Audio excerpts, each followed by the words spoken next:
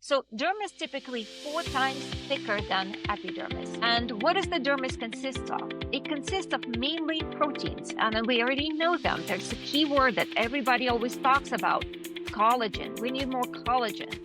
So when you're supporting your skeletal muscles, and then you're also feeding your skeletal muscles, because typically when you start exercising, you have a great trainer like Stefan here. He will talk to you that you need to make sure you eat enough protein so then you build your muscles.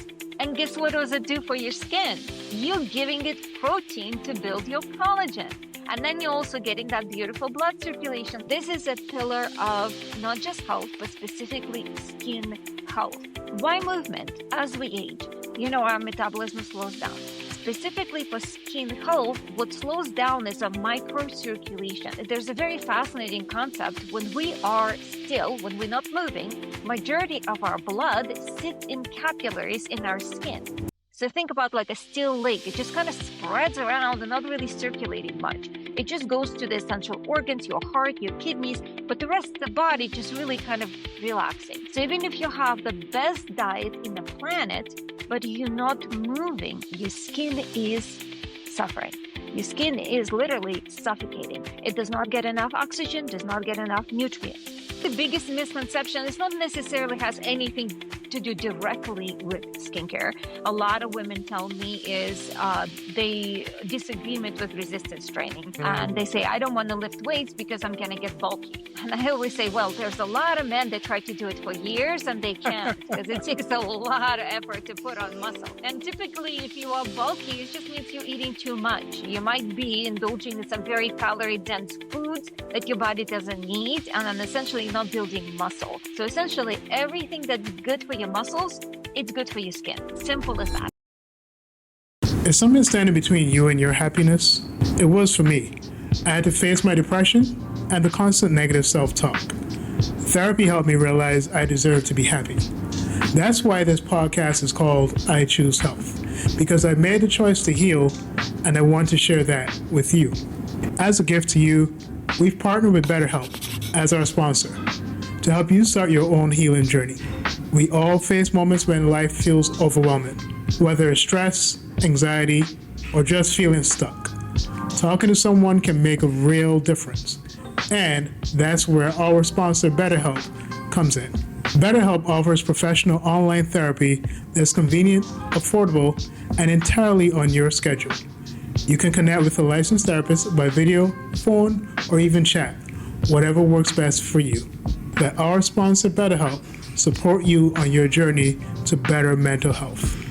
You can get 10% off your first month by going to betterhelp.com/iChooseHealth. That's betterhelp.com/iChooseHealth for 10% off your first month. Take the first step toward feeling better today. As a teenager, I decided to live better, so I gave up the meat, eggs, and cheddar. At 20 and 30, I wanted more, so I strengthened my mind and my core. Living a life that is healthier and wealthier because I choose health.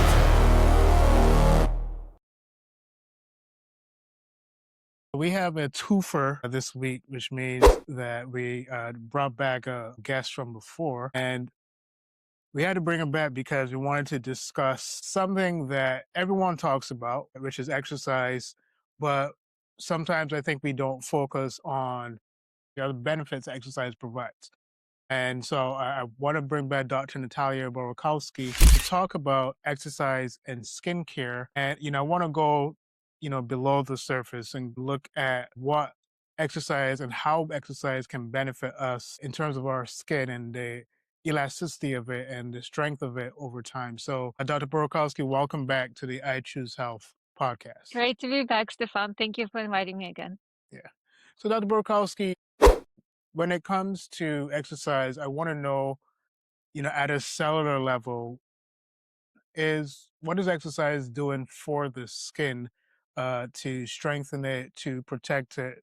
What is it doing at a cellular level when it comes to exercise?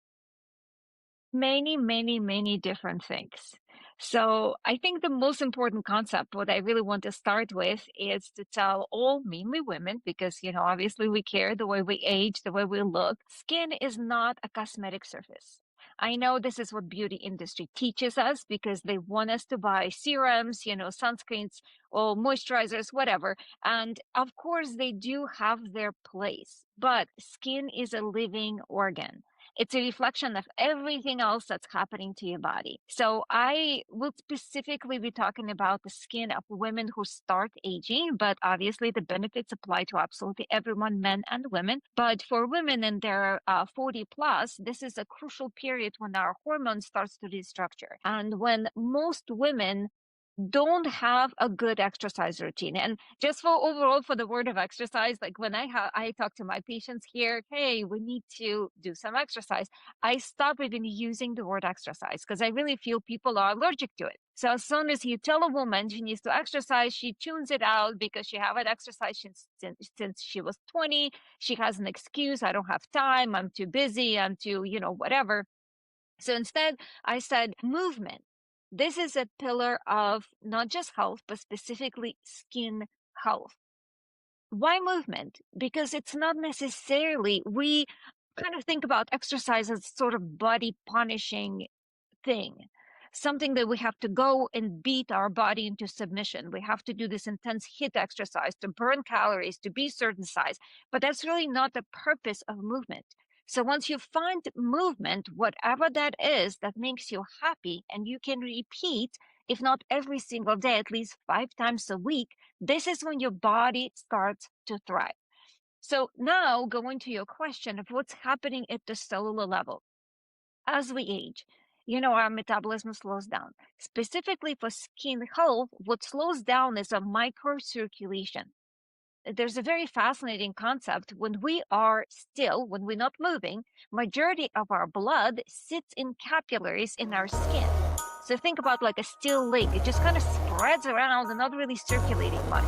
It just goes to the essential organs, your heart, your kidneys, but the rest of the body just really kind of relaxing. Same thing happens when you sleep, for example. Once you start moving, the blood is start pumping into your skeletal muscles, specifically your legs, your calves, pumping the blood back to your heart. So when you want this really nice, good circulation, and it's not necessarily means you have to have a heart rate of 150 to accomplish that, it's just the steady movement and pumping of your calf muscles increases that movement. So all that pooled blood that was sitting into your skin starts draining back, coming back.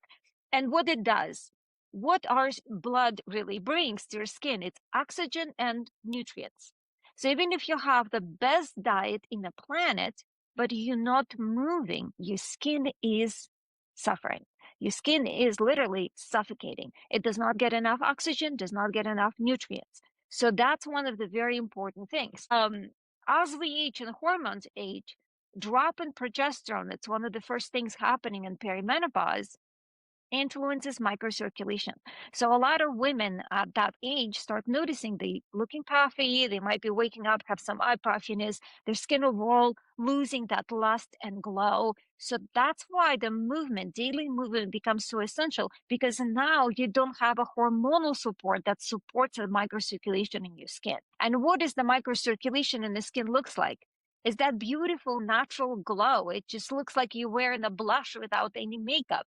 It doesn't necessarily provide you skin a hydration. So yes, skincare, serums, moisturizer, they're still important, but that internal support, the glow really comes from the movement of the blood. So I'm saying, ladies, it's okay to sweat. Okay, I know a lot of Yes, ladies who say, I don't work out because I don't want to sweat.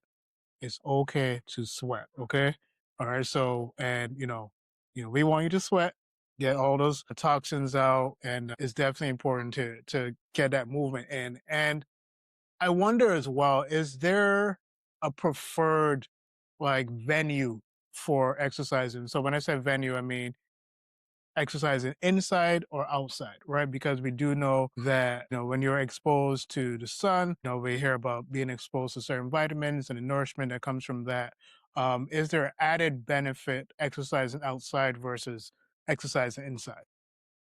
that's a great question. Honestly, I haven't really thought about it. It depends on the venue. I mean, if you live in a sunny state like California, Arizona, you have a beautiful 90 degrees weather outside. Yes, absolutely. Go outside. It's I don't know if also not going 90 to degrees is beautiful. no, 90 degrees in Arizona is beautiful. It's like Okay. because we don't have a humidity. So you're thinking about where you at because you guys have a humidity of 70 something percent. Our humidity is 11%. So Mm. 90 is actually quite refreshing. Well, it's also dehydrating, but it feels quite refreshing. Back up to the exercise, indoors or outdoors. Outdoors, you definitely have more of a fresh air. You have more oxygen. When you indoor environment, it's controlled environment. Obviously, it's controlled temperature, but you also kind of like breathing in a lot of dust pollution, the things that kind of tends to stick into the compressed smaller gyms specifically. If you have an opportunity to go, wonderful. The next question follows, of course, sun damage, right? Because we're all talking about the skin ages faster when it's exposed to UVA rays. As long as you're wearing sunscreen, you don't have to worry about sun damage because how long are you going to be exercising? Let's say most an hour, maybe. During that time, it's very unlikely you're going to have any significant sun damage. And also when you're going at the minimal UV exposure, when UV rays kind of hitting the earth at more of a flatter angle. So it basically morning time before noon, and weather is usually nicer. It's like air is fresher. Also, when we're talking about the sun, there's also interesting concept. If it's possible, if it fits your schedule, it's wonderful to be outdoors at the moment of sunrise because your body, your eye visual cortex, your retina will absorb the sun rays. It's a different wavelength that you are absorbing of the light, and it truly changes your mood. I can tell you personally myself, I typically get up at 5 a.m. and I take 6 a.m. class. In the winter, it does not feel as recharging as it is when the sun actually starts to rise at 6 a.m. Because when I see that rising sun and I start exercising, you get such a charge, ladies. It's better than coffee and it's better than any drug on the planet. And if you ever try exercise, and then I had so many patients telling me this, I don't get that endorphins high. Like everybody's talking about, you get the endorphins, you get that happiness after exercise. I feel exhausted. And it might be true when you're first starting. That just says you are not treating your body with love. You pushing it too hard. You're trying to compete with somebody. You're not doing what your body needs. So you need to find form of movement that already makes you happy. Again, don't beat your body to submission. If you're going to start gentle and do yoga and stretching at first, it's okay until your body gets used to that movement. Your muscle starts to get stronger. Your ligaments are stronger. And then you can gently start pushing yourself more and more. And trust me, if you do it with love and compassion, endorphins come. It's inevitable. But if we take our exercise from the point of pain and punishment, I'm sorry, there will be no endorphins there. You will see it as a form of punishment. You might stick to it for maybe 2 weeks to a month, and then your motivation will run out, and then you can end up on the couch again. I think it's important that you emphasize movement. And one thing as a trainer that I always tell my clients, and it's 4 letters, NEAT, which is non-exercise activity thermogenesis, right? Just get moving, get out there, even throughout your day. So let's say you miss your 5, 6 a.m. time to work out. If at your job you can get up, maybe you drive to work, you park a little bit further away. Obviously not on a meter or, or anywhere where you can get a ticket, but just park further away, walk a little bit further, maybe if you got a standing desk, anything that's going to allow you to do more movement. And I think sometimes we get into that comfort mode. And this is where, it's essential for us to kind of push ourselves out of that comfort mode. So just get up and move. So I'm glad that you used that word movement. Yeah, you're absolutely right. And to be honest with you, I see it myself because, I work at the clinic. I sit a lot of times during the day. So unless you have one of those devices that constantly alerts you every hour, get up and move, you can do simple things like a chair exercise, calf presses, like a little movements with your shoulders as you're sitting at a desk, or just, excuse yourself like you have to go to the restroom, but don't go to the closest one and walk farther away. All those little movements, they do add up because unfortunately in our 21st century, the convenience century, we drive everywhere. especially in Arizona, we don't really have the public transportation like you guys have in New York. So we are even more stationary because there's really not many places for us to go to and to move unless you make it a conscious effort. And when you do, your body certainly responds because stagnation, it's really death. I always say, like analogy, think about water. If the water becomes still, what happens to it? It turns into a swamp, right? They're usually full of disease. And when the water is free flowing, then we have this beautiful stream that's usually medicinal. We actually pour water out of it and drink it ourselves, right? So body is no different because we are 70% of water, which actually brings me to another point of benefits of exercise. It's sort of comes parallel with the exercise. For most of us, when we are exercising, especially if you're doing something a little bit more intense, like for me, I do a lot of running. I typically drink a liter of water while I'm exercising during that hour. And let me tell you, one of the most effective and fortunately the cheapest anti-aging serum on the planet is water. Your skin needs water. And skin, as one of the detox organs, if it's not detoxing properly, means you're not moving, you're not eating healthy anti-inflammatory nutrition, and you're not drinking water, the skin will respond. You might not get zits when you're 40 something, but you might get other problems. There's redness, there are rashes, and all kinds of other skin complications.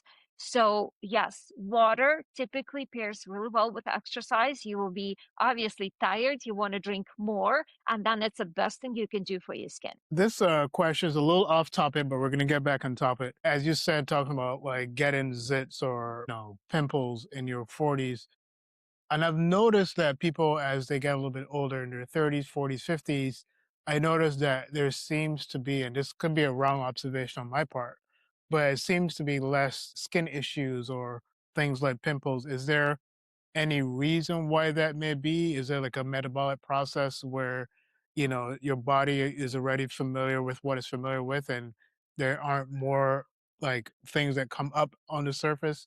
Like, is this something that I was just like curiously wondering about? Yeah. Well, acne is actually very complex disease. It's one of the reasons that I got into a skincare industry because I really, really wanted to find cure for acne. I never had acne myself, thank goodness, but I am a very compassionate person. So I've seen a lot of people with really bad inflammatory acne, like we're talking about extremely painful, lots of pus. And I always wanted to help those people. And being right now in cosmetics for, gosh, I don't even know, 30 something years, I still don't have cure for acne, but I certainly understand the disease a lot better. We can manage it as a dermatologist, as doctors, we can manage it. But often it's up to a patient to really find the cause of that disease.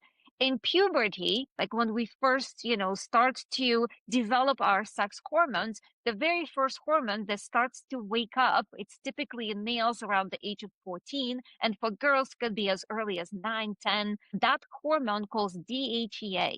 And what DHEA does, besides, making our armpits very stinky and then to grow hair that's when they're not growing before, developing, we call it the sex characteristics, DHEA also increases oil production.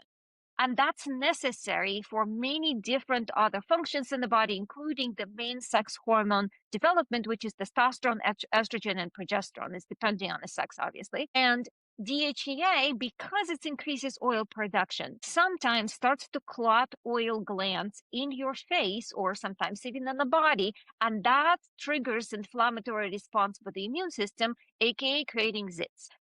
When we dealing with it in puberty, usually just managing that oil production is enough to kind of stabilize the body. But at the same time, we also have to talk about it. What other things that we do, teenagers typically do, that aggravates acne and makes it worse? I have teenagers myself, like my son is 14, my daughter is 16. So I kind of see their behaviors too, and they all do it. They, for whatever crazy reason during that time, love junk food.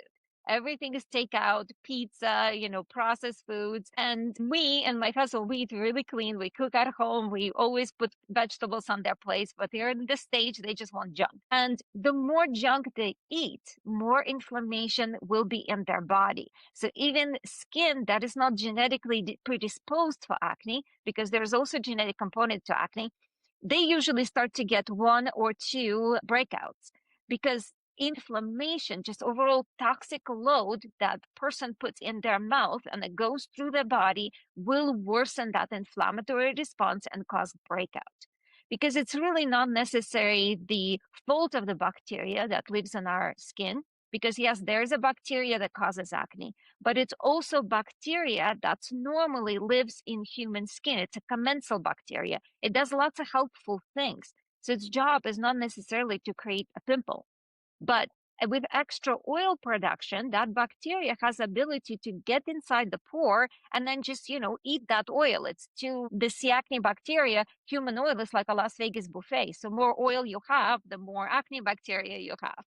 So then it gets into the pore, and as it starts traveling down, it gets closer to a dermis. That's where we have our blood vessels, nerve endings, and we have our immune system.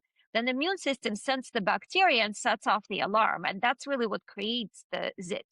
But when we, teenagers or adults, it doesn't matter, when we put our body in less inflammatory state, again, it's a food, movement, overall avoiding things like high sugary foods. Dairy has a really great association with acne. So the more dairy a person consumes, typically the worse they will break out. So when they do it from the internal point, and then we start managing it externally through either drugs or topical applications, typically we can get the complete resolution or at least get it into the management point so the skin looks healthy. Does that answer your question? Yes. And I'm wondering as well, because I know some people may hear, well, okay, these things block the glands, and they may say, well, this is why I don't exercise, right? Because I'm sweating and I'm doing this and doing that, and it's going to block the glands. But scientifically, we're not seeing any data that shows where, movement leads to the closure of any skin glands, right? Really, absolutely opposite to what people believe, because first, your oil is not your sweat. They're completely different glands. Think about it. They're coming from a different holes, essentially. It's a different gland that secretes it. And by sweating, and I get it because I hear it from my clients too, I don't want to exercise because I don't want to sweat. It's gross. And I always answer like, well, you already have a gross inside of you. We all carrying toxins. We create toxic byproducts from even breathing. So when you're not sweating it, they're inside of you. Would you rather carry it around or would you rather purge it out and then take a shower? Yeah. I'll take a second. Yep. Yep. And for me, I like knowing that, when I exercise and I sweat, get whatever out of my body. That's just always been my response. Also, I was a kid that tended to sweat a lot for whatever reason. But yeah, and that's really interesting because, we're starting to realize that exercise has a number of benefits. Are there other benefits for the skin that we might be overlooking than just overall like appearance? Like, are there other things that we should be acknowledging and being, thankful for when it comes to exercise? So ultimately, what's important to understand, I just want to get a little nerdy and talk about the structure of skin. Our skin has 2 major layers. We have epidermis, which is a thinner layer, and it's mainly consists of dense dead skin cells. So when you do any cosmetic procedures, facials, chemical peels, you apply moisturizers on, what you do, you are managing epidermis. You're just making that layer looks plumper, smoother, brighter, just overall healthier. But the living layer of your skin called dermis, like if you would take off the epidermis, it will actually look kind of bloody and raw. And then most people wouldn't believe it. It's actually still skin, but it is. The dermis is the one that's responsible for making your skin plump, pretty, wrinkle free, healthy, youthful, all those wonderful adjectives. So dermis typically 4 times thicker than epidermis. And what does the dermis consist of? It consists of mainly proteins, and we already know them. There's a key word that everybody always talks about, collagen. We need more collagen. Collagen is a really big, complex protein.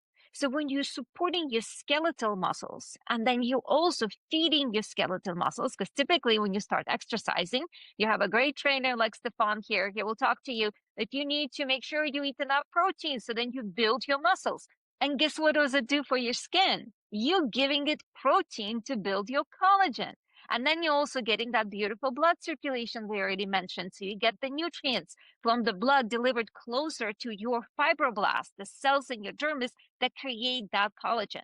Also, Stefan last time mentioned he's vegan, and some vegans are wonderful vegans. They eat a lot of vegetables. A lot of vegans I know, the carnivores, they really don't eat vegetables, which blows my mind. What kind of vegan are you? But ultimately, if you are eating plant-based diet, even if you are consuming some meat, there's nothing wrong with it. So you don't have to be vegan. But overall, in plants, what we get from plants, we get beyond those micronutrients that give you this beautiful glow to the skin. For example, some micronutrients I can mention, like a lycopene from tomatoes, can act like a natural sunscreen. Carotenoids, that's what gives you this beautiful glow, and it doesn't just come from carrot, it comes from squash, and many other red and orange vegetables. So when you get those beautiful carotenoids, micronutrients, then you also get a really nice load of vitamin C. And a lot of people think, well, I only need to take vitamin C when I get sick because it's immune boost, it's antioxidant, but your skin needs it.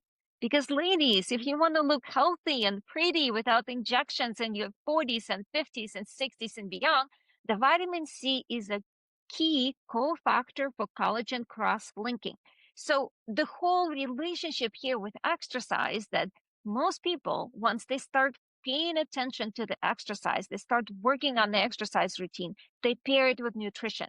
That's why we say that bodies are made in the kitchen and they're polished at the gym.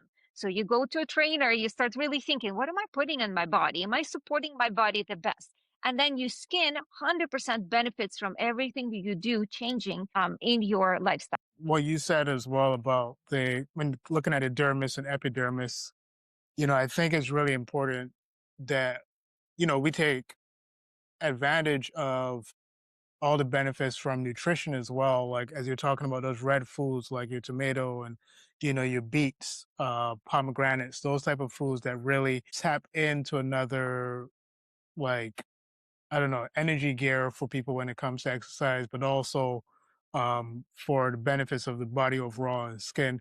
So I think it is important to just point out how when you pair nutrition and exercise, how you see those benefits. And I think for most people, I know for myself, when I don't work out, I actually feel, well, one, not only do I feel unhealthy, but then I feel to start engaging in unhealthy habits, right? So now Hmm. I start eating Hmm. more than I usually do, right? Hmm. But when I do work out, now I'm trying to enhance everything. I'm trying to better my skin. I'm trying to better my diet. I'm trying to better my finances. Like, it just seems that exercise has this like overall influence of wanting you to just do better at everything. You're absolutely right. You're absolutely right. All right. So, well, um, I think we've covered a lot in terms of like exercise and the benefits of it.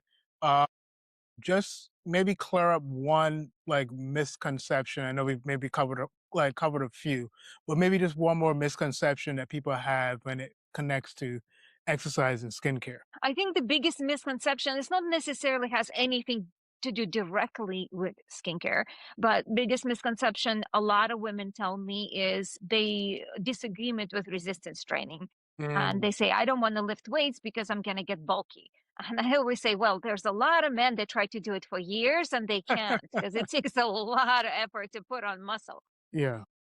And typically, if you are bulky, it just means you're eating too much. You might be indulging in some very calorie dense foods that your body doesn't need, and then essentially not building muscle. And I always envision like the anatomy model of male or female body with no skin, just muscles, and it looks beautiful. It's a beautiful shape.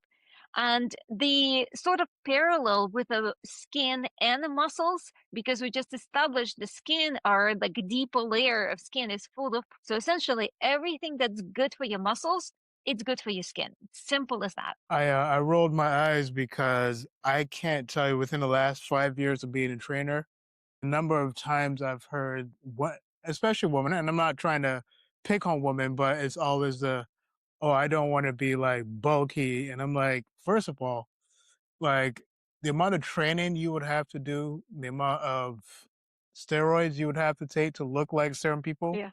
Yeah. right? Like Yeah. I said, it would take you forever to get to that.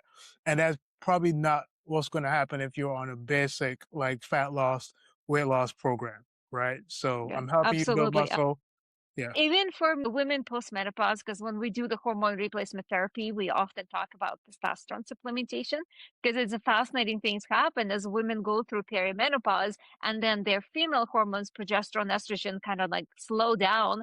Our male hormones, testosterone, actually become more dominant. So even with the increase of testosterone, it's still very, very difficult to become thick and be an athlete, like we'll talk about UFC fighters kind of thickness, right? Because those women add for another enhancements, another supplements to their routine, and also the amount of exercise their body goes through. They exercise like literally virtually 24/7 getting ready for the fights. So if you're just doing basic exercises and working with your trainer maybe a couple hours a week, you're not going to get bulky. But heavier weights are totally great. They are wonderful. And also they prevent body, especially for small white females. We had very high risk of osteoporosis. And then obviously breaking the hip is significantly decreases the lifespan and then overall quality of life. So start doing those exercises early when you're still strong, and supporting your hip muscles is extremely important and will pay off in the future by the time you are 70, 80, and beyond. Well, Dr. Natalia Borkowski, I just want to thank you again for just coming back for this interview. And if you had to just say one last thing to, because like I talk to a lot of older clients, and not just older clients, but my parents in general, just older people, people who don't feel encouraged to get up and work out, who just want to like allow their life to be, their body to be.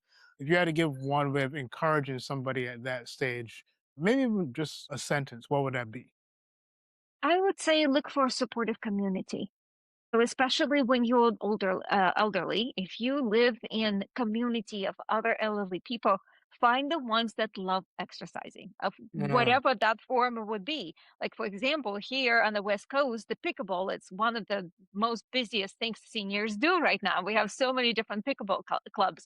So if that game gives you joy and you're also part of this very supportive, joyful community, you look forward of seeing those people every day, that's the best way to support your life. And it goes beyond exercise because right now you're getting this community charge. You're getting so many other happy hormones when you see those people, like oxytocin is one of them. It's oxytocin is actually really, really important for elderly people because it's naturally declines. And, we all joke about cranky old people, but why it happens? Because the oxytocin is so low, because their just overall body becomes so depleted of those happy bonding emotions.